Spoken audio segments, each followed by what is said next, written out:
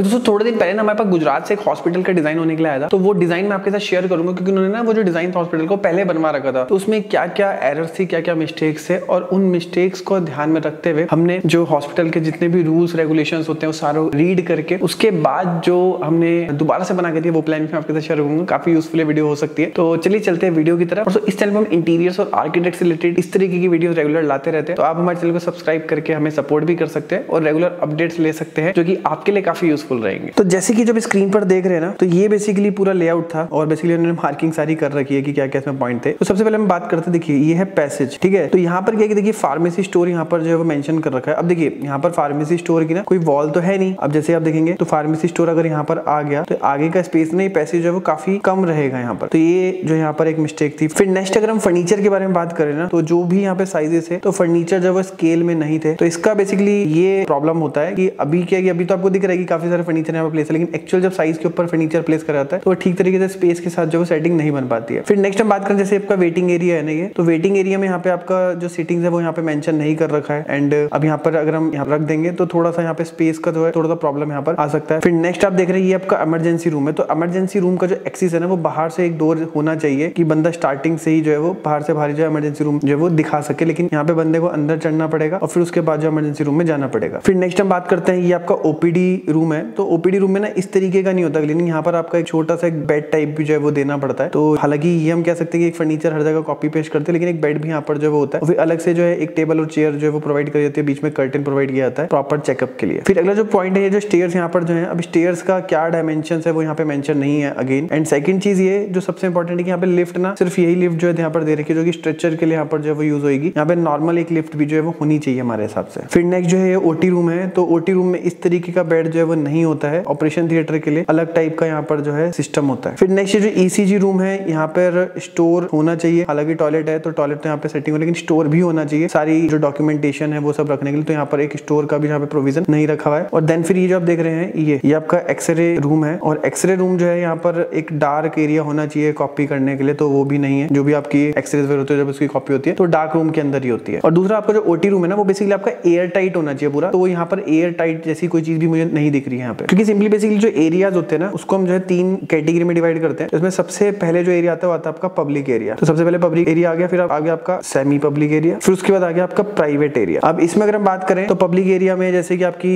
जैसे हम बात करें पब्लिक एरिया सबसे आगे होना चाहिए, उसमें आपकी फार्मेसी हो गई, वेटिंग एरिया हो गया, रिसेप्शन हो गया, इमरजेंसी एरिया हो गया, जो कि आगे की साइड ही दे रखे, लेकिन उसमें जो कुछ जो बेसिक जो पॉइंट्स है वो यहाँ पे मिसिंग थे। फिर सेकंड आपका सेमी पब्लिक एरिया आ गया, जैसे कि आपका डायग्नोसिस एरिया हो गया, आपका एक्सरे रूम्स हो गए। फिर प्राइवेट एरिया जैसे कि आपके ओटी हो गए, जहाँ पे कि ज्यादातर लोगों को जब एक्सेस नहीं होता, वहाँ पे जिनको जरूरत है वही जो है वो जाते हैं। फिर नेक्स्ट आ गया आपका लेबर रूम। तो लेबर रूम बेसिकली इसलिए यूज करा जाता है कि जो भी प्रेग्नेंट होती है वहाँ पर बेबी की डिलीवरी के लिए यूज करा जाता है। तो यहाँ पर भी आप देख सकते हैं तो क्लियर यहाँ पे स्टेयर्स का ये रास्ता है यहाँ पर, और ये स्टेयर्स का यूज हर कोई करने वाला, और जस्ट उसके साथ में यहाँ पर डोर दे रखा है। तो ये भी थोड़ा सा यहाँ पर जो प्राइवेसी का यहाँ पर इशू है, क्योंकि कहने को यहाँ पर भी आपका ऑपरेट तो होता ही है ना, क्योंकि ऑपरेशन होता ही है, और सेम टाइम पे ये भी ओटी रूम है। तो यहाँ पर देखेंगे तो एयर लॉक पैसेज है, लेकिन यहाँ पर कोई एयर लॉक पैसेज ही नहीं दे रखा है। और फिर नेक्स्ट सबसे इंपॉर्टेंट है जो टॉयलेट्स आप देख रहे हैं यहाँ पर, तो यहाँ पे मेल और फीमेल का अलग से टॉयलेट का प्रोविजन जो यहाँ पर नहीं रखा हुआ है, जो कि हमें लगता है कि कहीं ना कहीं गलत है। तो इस तरीके के ये कुछ पॉइंट्स है जो कि हमें पुराने प्लान में लगे। अब हम चलते हैं उस नए प्लान की तरफ जो कि हमने डिजाइन करके दिया था उसकी तरफ। तो सबसे पहले चलते हैं यहाँ पर स्टार्टिंग में, तो यहाँ से एंट्रेंस है, ठीक है। एंट्रेंस करते फार्मेसी को हमने इस तरीके से सेपरेट दिया हुआ है। फार्मेसी यहाँ पर सेपरेट है तो यहाँ पर आपको प्रॉपर यहाँ पर स्पेस मिल रहा है, एंड यहाँ पर आपका स्टेयर्स भी आ रही है। और अगर आप डायरेक्शन देखेंगे ना फार्मेसी के हिसाब से, तो मैं आपको डायरेक्शन दिखाता हूँ। तो आपका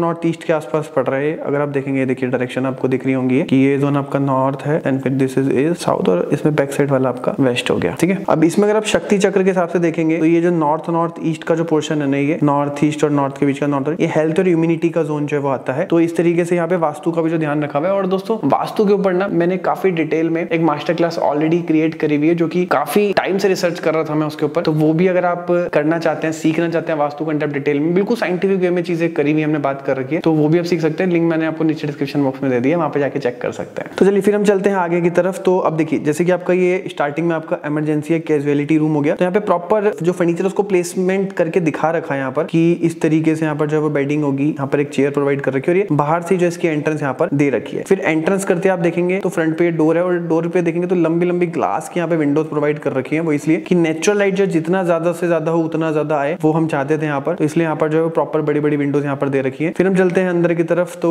अब जैसे कि आप देख रहे हैं आपका वेटिंग एरिया आ गया यहाँ पर, ये पूरा वेटिंग एरिया आ गया, ये भी आपका वेटिंग एरिया आ गया, और ये आपका रिसेप्शन एरिया आ गया कि यहाँ पे जो भी रिसेप्शन में बैठेंगे तो उनका पूरा मॉनिटरिंग रहेगी कि कौन यहाँ पर बैठा हुआ है, पूरा कंट्रोलिंग है। फिर ये इसके जस्ट साथ ही में ही यहाँ पर ड्रेसिंग और प्लास्टर का एरिया आ गया कि अगर कोई ड्रेसिंग करवाना चाहता है, कोई हल्की फुल्की चोट लगी है, प्लास्टर करवाना चाहता है, तो अलग से यहाँ पे प्लास्टर रूम बन गया। फिर ये जो इमरजेंसी रूम बनाया था हमने, इसके साथ में यहाँ पे एक अटैच टॉयलेट भी यहाँ पर प्रोवाइड कर रखा है। फिर इसके बाद जो पहले वाले प्लान में जो मिसिंग था कि एमडी ऑफिस या एडमिन का ऑफिस जो नहीं था, तो वो भी हमने यहाँ पर दे रखा। साइज आप देख रहे हैं 10 फीट बाय 14 फीट के अराउंड यहाँ पर दे रखा हमने। और फिर हम बात करते हैं कोर्टयार्ड की। तो कोर्टयार्ड बेसिकली वास्तु के हिसाब से भी बहुत बढ़िया होता है और बेसिकली काफी सारे साइंटिफिक रीजंस हैं और लॉजिक्स भी हैं, तो वो आपको पता चल जाएंगे मेरी मास्टर क्लास में। तो फिलहाल अभी हम बात करते हैं, तो यहाँ पर जो दे रखा है सेंटर कोर्टयार्ड, तो आप देखेंगे कि 10 फीट 9 इंचेस बाय लगभग ये 4 फीट के अराउंड है, जिससे कि आपका सेंटर में रहेगा, क्योंकि हॉस्पिटल में ना कहीं बहुत ज्यादा नेगेटिविटी रहती है, तो सेंटर में रहेगा तो डेफिनेटली आपके ब्रह्म स्थान में नेचुरल लाइट पड़ेगी। तो और यहाँ पे जो पूरा जो स्पेस इस तरीके से डिजाइन करा है, और कोई बंदा यहाँ पर पूरे चारों तरफ हो तो उसको ग्रीनरी दिखेगी। और ये साइंटिफिकली प्रूफ है कि कोई भी व्यक्ति अगर बीमार है और अगर आसपास ग्रीनरी देख रहा है तो उसकी जो रिकवरी है वो फास्ट हुई है। ऐसा साइंटिस्ट ने भी जो है वो प्रूफ कर रखी है चीजें। फिर हम आगे की तरफ बढ़ते हैं, तो अब ओपीडी यहाँ पर जो हमने दे रखे हैं 3, तो जैसे आप देख रहे हैं ये है ओपीडी 1, ओपीडी 3 और ओपीडी 2। तो इसमें हमने पूरा फर्नीचर का प्लेसमेंट भी कर रखा है कि किस तरीके से यहाँ पर टेबल चेयर आएगी, और ये आपका एक छोटा सा बेड है और ये आपका पार्टीशन हो गया, सेम आपका तीनों में यहाँ पर मेंशन कर रखा है। फिर उसके बाद यहाँ पर भी एक आपकी यहाँ पर सीटिंग प्रोवाइड कर दी है। फिर आप देखेंगे लिफ्ट का, तो यहाँ पे आपका ये आपकी रेगुलर लिफ्ट हो गई जिसका साइज हमने छोड़ा हुआ है 6.5 फीट बाय 5 फीट का। देन फिर स्ट्रेचर लिफ्ट हो गई, तो जैसे मैंने बताया था दोनों लिफ्ट के हिसाब से जो वो छोड़ना चाहिए। और अब क्या है कि यहाँ पर भी एक और कोर्टयार्ड दे रहा है, क्योंकि एरिया बहुत ज्यादा बड़ा है तो नेचुरल लाइट हमें पूरे में चाहिए, तो यहाँ पर सेंटर में जो कोर्टयार्ड आएगा वो काफी हद तक कवर कर लेगा। लेकिन अब यहाँ पर जो सेंटर में जो कोर्टयार्ड आ गया, ये भी जो आपका स्टेयर्स में भी आपको रोशनी प्रोवाइड करेगा और आसपास भी जो है वो अच्छी खासी रोशनी प्रोवाइड करेगा। फिर हम बात करते हैं देखिए टॉयलेट की, तो यहाँ पर आपका लेडीज टॉयलेट और जेंट्स टॉयलेट बिल्कुल सेपरेट दे रखा है और यहाँ पर आपका ड्रिंकिंग वाटर का स्पेस दे रखा है। फिर जो ओपीडी 2 इसके साथ में आपका अल्ट्रा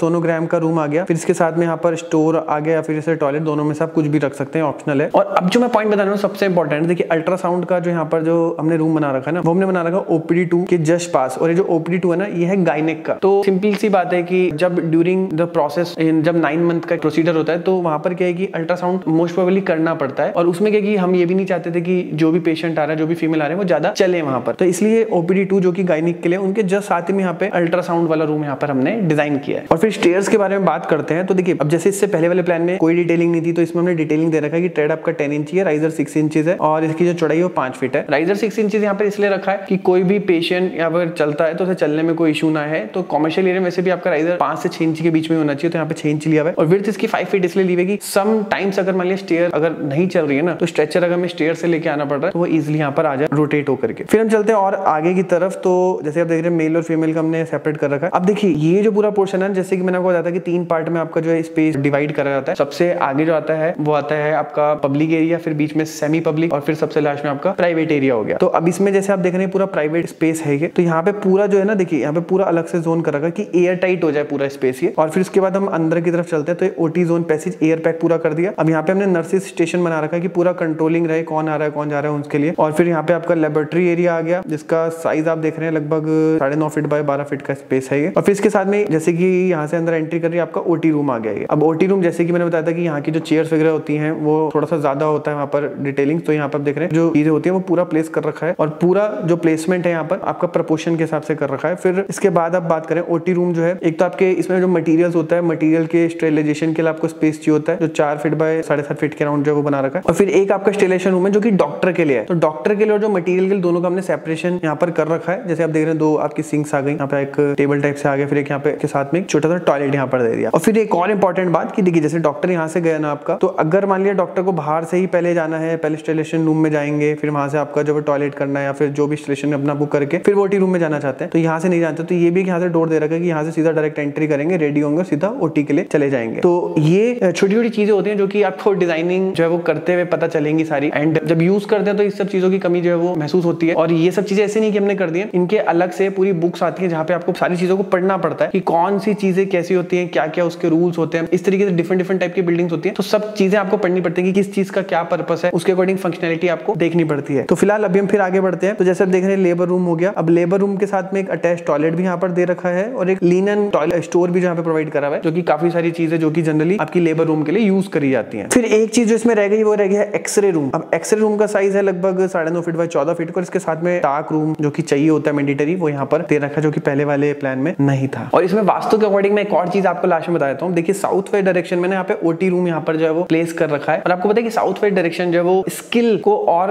आपके पास जो भी स्किल वाले काम होते हैं वो अगर साउथ वेस्ट डायरेक्शन में बैठ के करते हैं तो बहुत बढ़िया रहता है। तो जैसे कि आप देख रहे हैं आपकी साउथ वेस्ट डायरेक्शन यहाँ पे स्किल लिखा हुआ है, स्किल और रिलेशनशिप की डायरेक्शन होती है। तो यहाँ पर स्किल वाले काम ऑब्वियसली बात है कि ऑपरेशन करना तो स्किल वाला ही काम है, तो वहाँ पे साउथ वेस्ट डायरेक्शन में हमने यहाँ पे जो है वो प्लेस कर रखा है। तो इस तरीके से चीजें जो है वो प्लेस कर रखी है वास्तु के अकॉर्डिंग और फंक्शनैलिटी के अकॉर्डिंग। और जरूर आप वास्तु की जो क्लास उसको चेक करिएगा, काफी यूजफुल है क्योंकि काफी रिसर्च करके जो है चीजें वहां पर हमने क्रिएट करी है सिर्फ आपके लिए। तो दोस्तों आज की वीडियो में इतना ही, और कौन सा पार्ट आपको अच्छा लगा मेरे को नीचे कमेंट बॉक्स में जरूर बताओ। मिलते हैं नेक्स्ट वीडियो में, तब तक के लिए जय हिंद, वंदे मातरम।